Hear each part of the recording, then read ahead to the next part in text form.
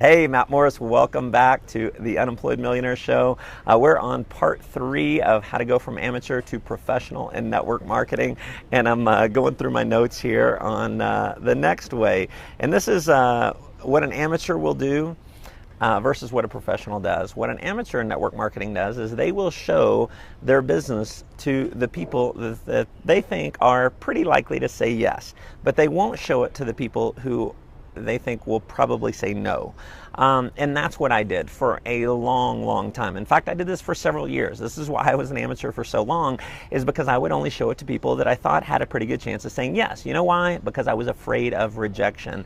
And if you haven't watched part 2, go back and watch part 2 of this series where I cover fear and the fear of rejection, and hopefully that can help you a little bit. But here's the thing about only showing it to people who you think will say yes. Is what I've realized is in many cases the people who you think will say yes will not. In many cases the people who you think will say no will not. They will say yes, they will join. And here's what it took for me to have huge success. I would pick and choose. I would only show the business to a small amount of people. I finally decided, you know what? It's not about me selling people. I'm just going to sort through. I'm going to stop selling, start sorting. And I made a list of 300 names. I just went through them all. I stopped caring about the results.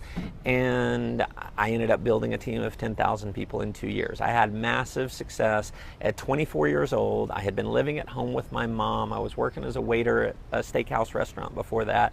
I had no credibility, no success, just a lot of years of failure in network marketing. And one of the main differences is I just decided I was going to break through my fears and I was going to talk to everyone. And here's what happens. Sometimes the people who you think will say no, maybe it's not right for them. Maybe you think they're a dud. Listen, every person who you don't want to show your business to knows someone that you want to show your business to. So don't prejudge, just show everyone.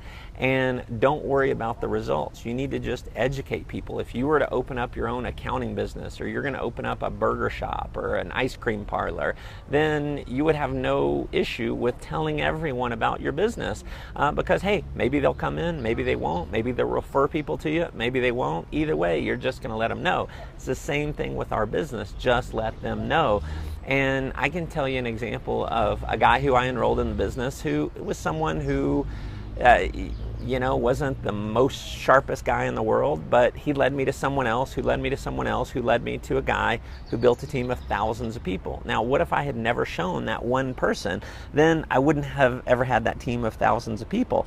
So you just have to show it to everyone. And the other thing is, you may show it to someone and your business may not be right for them, but they may know someone who it is right for. So don't be shy about asking for referrals, either from a business standpoint or based on your products and services. They may know someone who would be perfect for your products or your services, or they may even know someone who's perfect for your opportunity. There's been a lot of people that I've shown the business to over the years who said no, they didn't do anything, but they said, my cousin, my uncle, my brother knows someone who'd be perfect for this. Heck, I had a guy not too long ago who wasn't able to join. He referred me to someone else who didn't join, who referred me to another guy who did join, and now this guy who did join, he's built a pretty good sizable team. Well, if I hadn't reached out to that one person who didn't join, I wouldn't have that sizable team. So here's the point. Don't prejudge. Don't try and play mind reader on who's going to do it, who's not going to do it. You can't do that. You have to let them decide. You may have someone who's super successful and you think, oh, they're already earning a ton of money. You don't know what the pain is. Maybe they're in a lot of business debt. Maybe they're tired of fighting traffic. Maybe they're tired of all the stress and the headaches of traditional businesses. And maybe your opportunity is their way out. And so the way I see it, and this is one of the reasons why when I got this mindset, when I got this attitude, it led to a lot of success, I believe, is because I genuinely believe when I sit down with someone and I show them my business, if they will be coachable and teachable, they'll let me be their wingman and they'll just work with me and stay consistent and not give up, I can change their life forever. It's in their best interest. See, my life is not going to change in a major way if they say yes or they say no. But guess what? If they say yes, their life could change in a big way. So all we do is we go out and help people. So don't try and prejudge who deserves to be helped. Just go help everyone.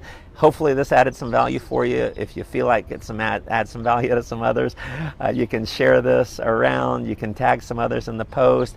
If you haven't subscribed to my newsletter over at mattmorris.com, definitely hop over there, put your name and email address in. And if you haven't liked my Facebook fan page, hop over there, make sure you like that, and you'll get all these videos in your Facebook feed. Thanks for tuning in. Go make life an adventure.